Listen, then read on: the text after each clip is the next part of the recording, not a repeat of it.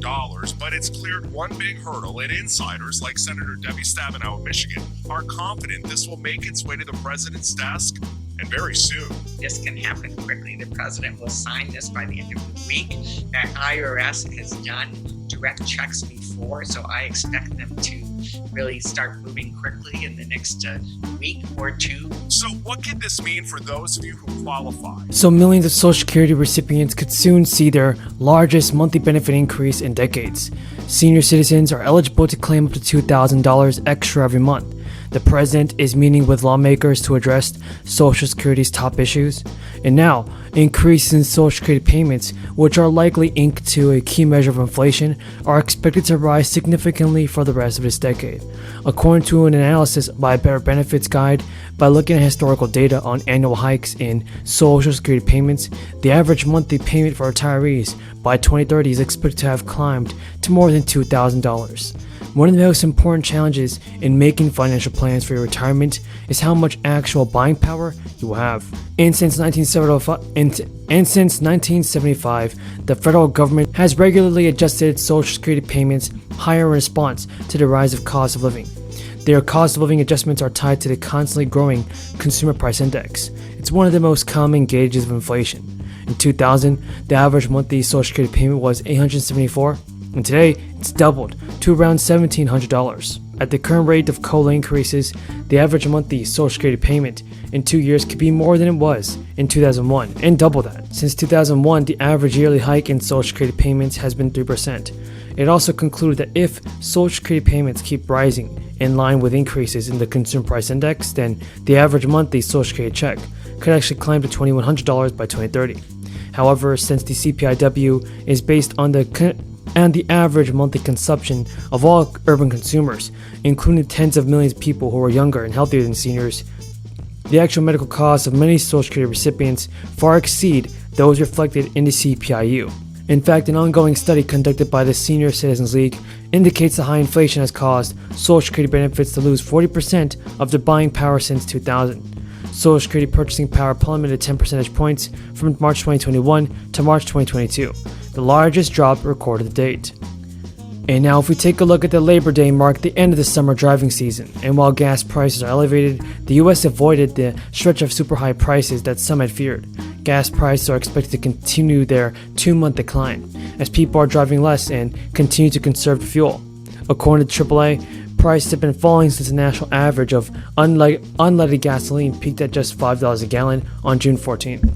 Patrick DeHaan, head of petroleum analysis at GasBuddy, told CNBC News, "I think the good news is to keep going for now. Gas prices should continue to decline into the fall." Thank you, Mr. Speaker. For far too long, families in my district and across the country have struggled with rising healthcare and prescription drug costs. So I'm pleased to report that relief is on the way, thanks to Democrats' passage of the Inflation Reduction Act this summer. This act reins in out-of-control healthcare costs and will make a real difference in family budgets by extending tax credits for health insurance, capping prescription drug costs for seniors at $2,000 a year, capping insulin costs for seniors at $35 a month, and allowing Medicare to negotiate lower prices with drug companies. A family of 4 in Ridley Park could save more than $2,800 in annual health insurance premiums. A senior couple in Media could save more than $13,000 in yearly healthcare costs. If the Inflation Reduction Act's $35 insulin copay had been in effect in 2020, a Springfield resident who uses Novolog could have saved $1,300 a year. And importantly, all these benefits are fully paid for by making the biggest corporations and billionaires pay their fair share. I yield back.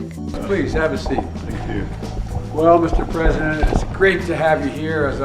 As we were talking before you came in about how magnificent I think your country is. I spent some time in my campaign, which lasted for years against apartheid, to visit your country, and it's magnificent. And it's an honor to welcome you to the White House. I've been looking forward to this for a while. The United States and South Africa and your government have the same value set, and I've long been inspired by the long struggle of freedom and justice. And one of the great moments of my career was when the first time Nelson Mandela came to the United States. And we were I was a senator at the time, and we met in the Senate Foreign Relations Executive Committee room.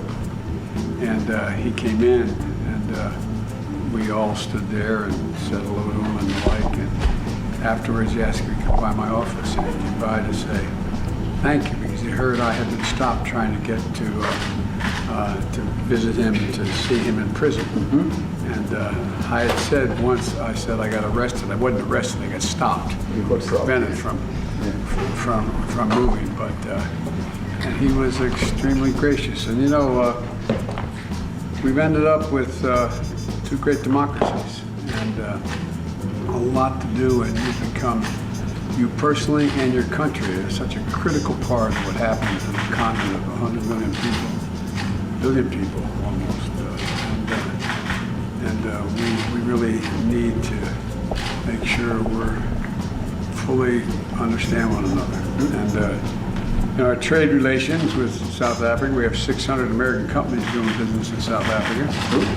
And you're a leader on climate and health and COVID-19. I'd like to talk to you about that, because we want to see you be able to produce COVID insulin on the continent, in your country, et cetera.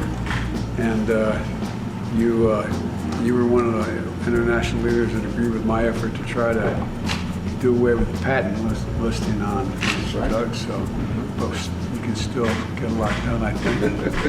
And look, our partnership is essential in addressing the many of the world's pressing challenges, from the food security crisis to and South Africa is a vital voice on the global stage and a leader in the international order. We have a lot to talk about. There's a lot happening around the world, not only on the continent of Africa, but around the world that you're engaged in as well. So welcome, looking forward to our conversation, and thanks for taking the time to be here. Well, thank you very much, Mr. President. Thank you for welcoming me and my delegation to the White House. It's always a joy to meet you and to exchange views and thoughts with you. We are really delighted that we've come on a working visit to meet you. There are a whole host of issues we would like to discuss. And of course, our relations really are historic. They date from far back. The United States is an important partner to South Africa from a trade and investment point of view. As you correctly say, you've got 600 or so companies that invest and operate in South Africa. And a number of them are already making huge investments, and we'll be meeting some of them. And we really welcome the opportunity to be here so that we can extend those relations and we can get more companies to invest in South Africa to create jobs